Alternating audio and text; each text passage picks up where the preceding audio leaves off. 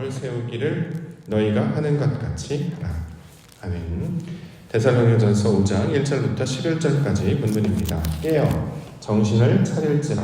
깨어 정신을 차릴지라 라고 하는 말씀의 제목입니다. 성령으로 깨어있는 교회라는 주제로서 특별 새벽 기도의 셋째 날을 오늘 맞이하고 있습니다. 오늘 우리에게 주시는 하나님의 말씀은 깨어 정신을 차릴지라입니다. 6절에 나와 있습니다. 6절 말씀. 그러므로 우리는 다른 이들과 같이 자지 말고 오직 깨어 정신을 차릴지라. 깨어서 정신을 차리라 라는 말 주고 있는데요. 자, 이 말의 의미를 우리가 살펴보아야 할 것입니다. 깨어서 정신을 차리라 라는 말의 의미는 다른 이들과 구별되라 라는 말씀으로 우리가 이것을 받을 수 있을 것입니다. 다른 이들이 있다는 거죠. 다른 이들. 어떤 이들입니까? 자고 있는 사람들이 있어요. 이런 사람들을 다른 이들이다 라고 이야기하고 있고, 그 다른 이들과는 달리 우리에 해당하는 자들은 오직 깨어서 정신을 차리고 있으라 이렇게 말씀하고 있습니다. 자, 그러면 잠을 자고 있다는 말을 우리가 이해해야 되겠죠. 잠을 자고 있다는 말이 무슨 뜻일까요? 성경에서 말하는 잠을 잔다라고 하는 뜻은 스스로 아무것도 하지 못하는 상태를 가리키고 있는 말입니다.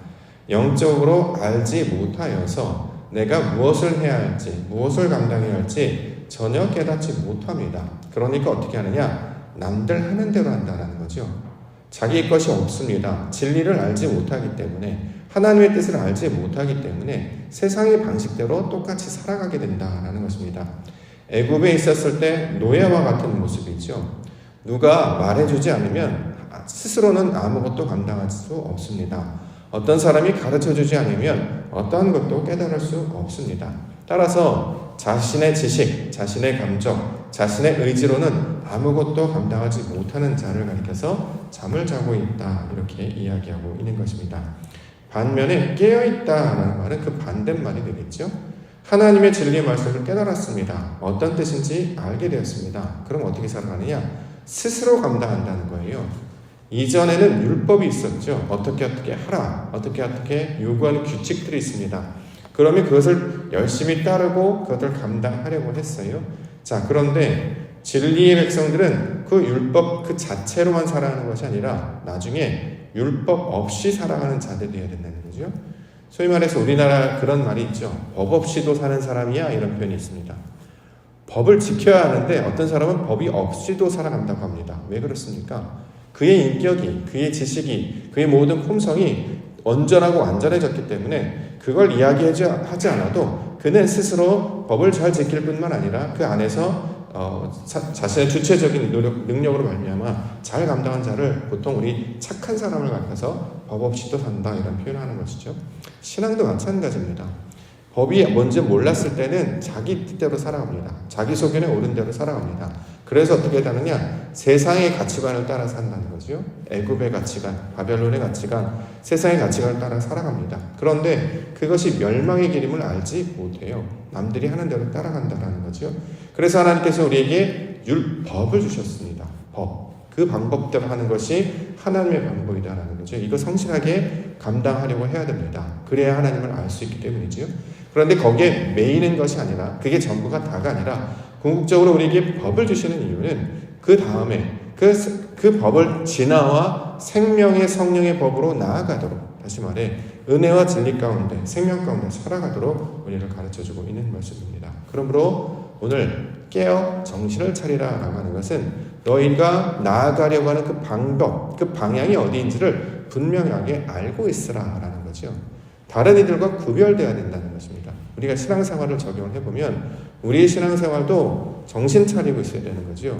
우리의 목적이 무엇인지, 왜 교회를 다니는지, 왜 신앙생활을 하는지, 왜 우리는 새벽 예배를 드리려고 하는지, 왜 우리는 옥토라는 이름을 굳이 붙잡아서 이 예배 공동체를 만들고 이곳에 교회를 세워 하나님께 예배하려고 하는지, 이것을 분명히 깨달아 알고 나아가야 합니다. 그 이름처럼 약속을 붙들고 말씀을 붙들고 이 땅 가운데 하나님의 나라를 이루기 위하여서 부르심 받은 자들임을 반드시 기억하고 잊지 말아야 한다라는 거죠. 그래서 그 목적과 그 방향을 분명하게 알고 하나님의 말씀을 따르는 자들, 그래서 이것을 깨어 정신을 차리라 라는 말씀으로 우리가 오늘 주고 있는 것입니다. 우리가 다시 한번 이 말씀을 마음 가운데 새기기를 원합니다. 특별히 새해 첫 시작을 특별이라는 새벽 기도회로 하는 이유는 무언가 새로운 것들이 있다라는 것들, 다시 말하기가 좀 각성하자. 한 해를 시작하면서 이 어렵게 시간들을 보내고 있는 이유는 우리가 왜 모이는지, 우리가 어떻게 1년을 나아가야 되는지 이것들 다시 한번 점검하고 이것들 붙잡는 시간으로 보내고 있는데요. 오늘 주신 말씀 깨어 정신을 차리라 하는 말씀을 우리 하나님의 음성으로 듣고 오늘 2020년도도 성령으로 깨어있는 우리 성도와 교회가 되기를 주의로 간절히 축원합니다. 자, 말씀을 살펴보겠습니다. 자, 왜 깨어있으라고 말하는가? 오늘은 주의 날에 관해서 설명하고 있기 때문입니다. 1절과 2절. 형제들아, 때와 시기에 관하여는 너희에게 쓸 것이 없으면 주의 날이 밤에 도둑같이 이를 줄을 너희 자신이 자세히 알기 때문이다. 자, 주의 날에 관해서 말씀하고 있었습니다. 주의 날, 주님의 날, 우리가 보통 이렇게 얘기하고, 세상에서는 보통 이 주의 날을 심판의 날로 많이 이제 해석해오고 이해하고 있죠. 심판이라는 단어를 들으면 그 어감에서 느껴지는 것처럼 부정적이고 강압적인 느낌이기 때문에 사람들은 두려운 것으로 이해합니다. 그런데 성경에서 말하는 주의 날이라고 하는 뜻은 하나님께서 역사하셔서, 다시 말해 빛으로 역사하셔서 우리를 하나님의 백성으로 삼으시는 그때 그런 상태를 나타내고 있는 말입니다. 어둠이 물러가고 빛이 임하는 상태, 사람들의 눈이 떠지고 보게 되는 상태, 이걸 주님께서, 우리 하나님께서 사역하셔서 이런 일들을 만들어 주시겠다라는 거죠. 그래서 이것을 주의 날이다 이렇게 이야기하고, 날 그 자체의 목적이 있는 것이 아니라 하나님이 하시는 일에 조금 더 초점이 가 있습니다. 그래서 그 의미로 받아들여야 합니다. 그러므로 주의 날이라고 하는 것은 거듭나는 것을 가리키는 말이 되겠죠. 구원받는 것을 가리키는 말이고 부활하는 것을 가리키고 있는 말입니다. 하나님께서 원래 창세기 1절에 말씀하셨던 태초에 하나님이 천지를 창조하시겠다 선언했던 그 선언이 완성되는 날이다라는 거죠. 그러므로 이것은 세상 사람들에게는 두려운 날이 될지 모르겠습니다만 빛의 자녀들, 말씀의 뜻이 무엇인지를 알고 있는 자녀들은 이것은 복음의 소식입니다. 주님께서 오신다라는 거죠. 그래서 어제 말씀으로는 신랑이 오는 것으로 이 그때와 그 날을 설명하고 있죠. 첫 번째 날에는 성전이 무너지는 것으로 설명했는데, 어제는 신랑이 오는 것으로 설명하고, 오늘은 주의 날로 설명했는데 다 같은 개념입니다. 내용은 다 조금씩 차이는 있습니다만 결국 하나님께서 우리와 함께 하셔서 우리 안에 거하시는 날, 우리와 함께 하시는 날, 우리가 하나님과 연합하는 날, 진리의 빛 가운데, 말씀의 빛 가운데 온전히 깨달아 우리가 누구인지, 어떤 사람들인지, 어떻게 살아가야 되는지를 분명히 알아 깨닫는 그 각성의 날, 이것을 그래서 주의 날 이렇게 얘기합니다. 자, 그렇기 때문에 필요한 것이 과정이 있는데요. 해산의 날, 해산의 고통 이렇게 설명합니다. 3절부터 5절까지. 그들이 평안하다 안전하다 그때에 임신한 여자에게 해산의 고통이 이른과 같이 멸망이 갑자기 그들에게 이르니 결코 피하지 못하리라. 형제들아, 너희는 어둠이 있지 아니하며 그날이 도둑같이 너희에게 임하지 못하리니 너희는 다 빛의 아들이요 낮의 아들이라. 우리가 밤이나 어둠에 속하지 아니하다. 이렇게 설명하고 있습니다. 자, 임신한 여자에게 반드시 찾아오는 날이 뭡니까? 해산의 날이 찾아오죠. 근데 그 해산은 언제 할 수 있죠?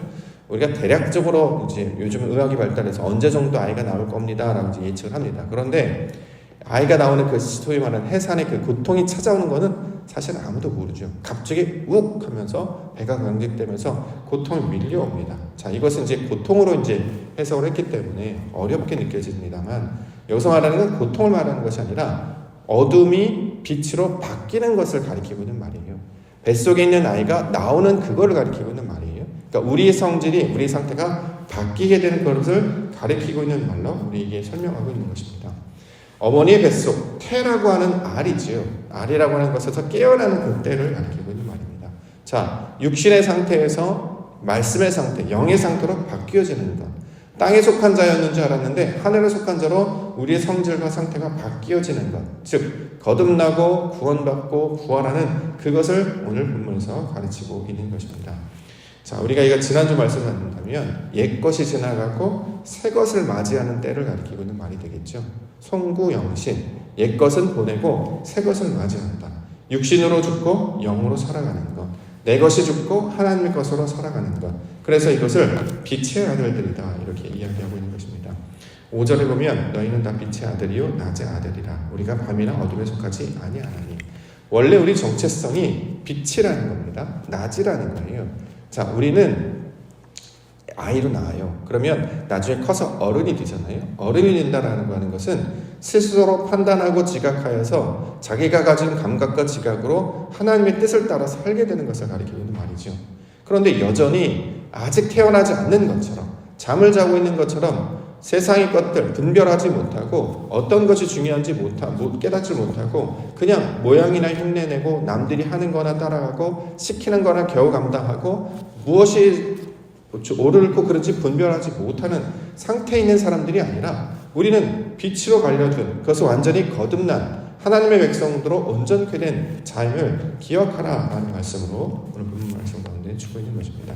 그래서 낮에 속한 자로 살아가라 이렇게 말씀하고 있는 것이죠. 8절 읽어보겠습니다.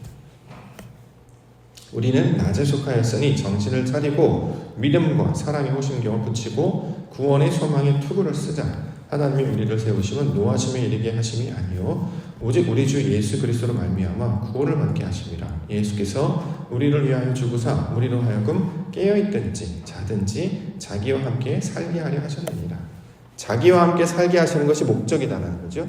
진리 가운데 거하고 말씀 가운데 거하고 빛 가운데 거하고 낮 가운데 거하는 자로 살게 하신다라는 것입니다. 자, 낮이 되면 우리가 할 수 있는 게 뭡니까? 분별할 수 있잖아요. 지각할 수 있습니다. 무엇이 중요한지 무엇이 틀린지 알 수 있어요. 하나님께서 세상을 창조하시고 아담에게 보여주셨죠. 그걸 보고 이름을 붙였다 이렇게 얘기해요. 보고 지각하고 깨닫는 것을 하나님의 속성으로 알게 되니까 그것의 이름을 명명하고 땅을 갖고 일구어 나아가게 된다는 것입니다. 자, 뭐가 뭔지 아는 상태가 되는 거예요. 하나님의 말씀의 뜻이 뭔지를 알았어요. 그러니까 스스로 주체적으로 주님 주신 말씀과 그 진리 가운데 보여주신 삶의 원리를 통해서 착실하고 성실하게 살아가게 하시는 것이 이 낮에 속한 자들이 해야 된다는 거죠. 밤에는 뭐가 뭔지 모르니까 어떻게 가야 될지 모르니까 조그만 빛이라도 보이면 거길 따라갔습니다. 양들처럼 눈이 시야가 안 좋으니까 앞에 가는 사람을 졸졸졸 쫓아가기만 했다는 거예요. 신앙도 똑같이요. 남들이 하는 대로 세상에서 그렇게 말하는 대로 그렇게 쫓아갑니다. 근데 하나님께서 우리를 부르신 것은 남들 하라는 대로 하라는 게 아니에요. 처음에는 그런 게 좀 필요하겠죠. 그러나 나중에는 우리 중심 안에 있는 하나님의 음성을 듣게 하시는 거예요. 그래서 하나님이 기뻐하시는 백성임을 깨달아서 누가 말하지 않아도 누가 요청하지 않아도 내 안에 계신 성령의 음성을 따라 살게 하는 백성을 낮에 속한 자라고 이야기하는 거예요. 그래서 예수님이 그 모양을 보여주셨죠. 나의 뜻대로 하지 아니하고 아버지 뜻대로 하는 것. 내가 하는 모든 일은 아버지를 기쁘게 하려고 하는 것이다. 나의 뜻을 이루려고 하는 것이 아니라 아버지의 뜻을 이루려고 하는 것이다. 이게 온전하고 완전한 자의 그 완성된 상태를 가리키고 있는 말 아닙니까? 모든 동기의 목적이 뭡니까? 하나님을 기쁘시게 하는 것이 내적 동기가 되고 하나님께 영광을 돌리려고 하는 것이 우리의 궁극적인 신앙의 목적이 된다는 거죠. 그러면 우리에게는 법이 필요가 없지 않게 됩니다. 그렇죠? 그때는 그걸 초월하기 때문에 그래서 그 위에 있게 된다는 거죠. 법을 주면 사람들이 자꾸 거기에 매이게 돼요. 이것만 하면 이렇게 매이게 되는데 자유하셔야 됩니다. 그 안에 나타나는 하나님의 음성을 들어야 된다는 거죠. 그래서 신앙생활의 시기가 지나면 점점 성숙해가고 이 모든 것들을 능력 있게 감당해내는 자가 되는 것이 하나님께서 말씀을 통해 주시는 그 낮에 속한 자. 그러므로 정신을 차리고 깨어있으라라고 하는 것입니다. 직분도 마찬가지입니다. 직분도 과정과 수단이죠. 그게 목적이 아닙니다. 그것을 통해서 하나님의 뜻을 깨달으라는 거죠. 그래서 모든 동기가 우리가 이제 처음에는 책임감, 어떤 명예감, 어떤 칭찬, 어떤 피드백, 대가 이런 것들을 갖고 나아갑니다만 나중에 하나님이 우리 안에 들어오셔서 나와 하나님이 하나가 되면 우리가 그런 목적 때문에 살아가는 것이 아니고 그 하나님 그가 원하신 그 진리가 우리 안에 움직이고 우리가 그 역동적으로 활동하기 때문에 나아가는 건 아니겠습니까? 그래서 이걸 빛의 자녀들이다라고 이야기한다는 거죠. 그리스도인들은 세상 사람들과 달라야 됩니다. 왜냐하면 목적과 동기가 하나님으로부터 나오기 때문입니다. 우리가 무엇을 위해서 무엇을 향해서 나아가는 것이 아니라 내 안에 하나님이 계심으로 다시 말해 우리가 하나님의 자녀이기 때문에 다 가진 자들이기 때문에 다 누리는 자들이기 때문에 넉넉하고 풍성한 마음으로 이것들을 받아들일 수 있게 되는 거죠. 그래서 사랑이라는 개념이 들어오는 것이고 믿음이라는 개념이 되는 것입니다. 모든 것들을 바라고 모든 것들을 기대하고 모든 것들 가운데 우리가 기꺼이 나아갈 수 있는 것. 그래서요 어른들은 모든 일을 다 감당하십니다. 네, 아니요가 없죠. 좋습니다. 시간이 지나면 지날수록 젊었을 때는 내 아니오가 되게 분명해요. 먹고 싶은 것, 하고 싶은 것이 되게 분명해서 젊을 때는, 어릴 때 이게 되게 분명하거든요. 근데 어릴 때는 이것도 좋고 저것도 좋다 이렇게 얘기해요. 뭐 자기 생각이 없느냐 그게 아니라 초월한다는 거죠. 더 중요한 건 사랑이 중요한 것을 깨닫기 때문에 내 것이 중요한 것이 아니라 하나님의 그 은혜 안에 누리는 것이 더 중요하고 평강이 중요하고 사랑이 중요하기 때문에 자신의 것을 내려놓는다라는 것입니다. 그 모델을 우리 가운데 예수 그리스도를 통해서 보여주셨습니다. 그러므로 믿음 가운데 나아갈 때 항상 우리가 주님이 정답이 되는 이유는 그분께서 우리에게 모든 것을 다 보여주시고 가르쳐 주셨기 때문입니다. 이제는 볼 수 있습니다. 들을 수 있습니다. 얼마든지 할 수 있어요. 우리가 능력도 있고 힘도 있고 하나님 다 주셨다는 거죠. 그래서 그 안에서 하나님 펼쳐주신 그 안에서 하나님의 영광을 향해 나아가는 백성으로 살아가게 하시는 것, 그것이 깨어 정신을 차리다의 내용이 될 것입니다. 2022년도 우리 성령으로 깨어있는 교회라는 주제를 가지고 살아가는데요. 우리 교회가 60년 됐습니다. 나이로 따지면 이제 환갑이라는 거죠. 하나님의 뜻을 온전히 아는 것을 지나 주의 일들을 이제 감당할 수 있는 일들을 할 수 있는 그런 시기가 됐지 않았습니까?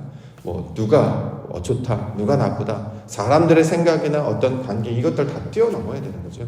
하나님의 영광을 위해 살아가도록 우리를 불러주셨기 때문에 이것을 가지고 그분의 음성을 쫓아 어떤 나의 육신의 한계도 뛰어넘고 시간의 한계, 공간의 한계, 우리가 가지고 있는 지식의 한계조차 다 뛰어나서 하나님께서 우리 안에서 보여주시는 것, 그분이 음성으로를 인도하시는 그것을 따라 살아가시는 우리 믿음의 성도님들 되시기를 원합니다. 다른 분이 부른 게 아니에요. 대통령이 불러도 영광스럽다고 한다라는 거죠. 그런데 우리는 하나님이 부르신 자들이라는 거예요. 얼마나 기쁘고 영광스러운 일이겠습니까? 특별히 직분이 정말 큰 축복임을 여러분 꼭 기억하시면 좋겠습니다. 교사로서, 집사로서, 우리 권사님으로서, 장로님으로서 어떤 역할을 한다는 게 얼마나 큰 영광인지 몰라. 이게 엄청난 축복이거든요. 하나님의 잔치 안에 들어와서 일하는 거 아니겠습니까? 내가 텔레비전 보니까 사람들이 이 자리에 서고 싶어서 너무나도 몇 년 동안 그렇게 바라였는데 내가 이 자리에 섰어요. 너무 감격스럽습니다. 이런 고백하면서 그 자리에 쓰는 것이 뭐길래 저렇게 사람들이 기뻐할까? 그 이야기를 하면서 우리도 하나님의 그 차려주신 그 영광의 자리에 세워주셨는데 이 얼마나 기쁜 일인가 이걸 다시 한번 깨닫게 됐습니다. 복토의 이름에 우리를 불러주신 줄 믿습니다. 오늘도 그 예배의 자리에, 기도의 자리에 함께해 주신 하나님께 그 모든 감사와 영광을 드리면서 오늘도 하나님의 나라 뜻을 구하며 아버지의 뜻을 쫓아 살아가겠습니다 라고 다시 한번 마음을 새롭게 하시며 믿음 가운데 살아가시는 우리 믿음의 성도님들과 교회가 되기를 주의 이름으로 간절히 축원합니다. 기도하겠습니다.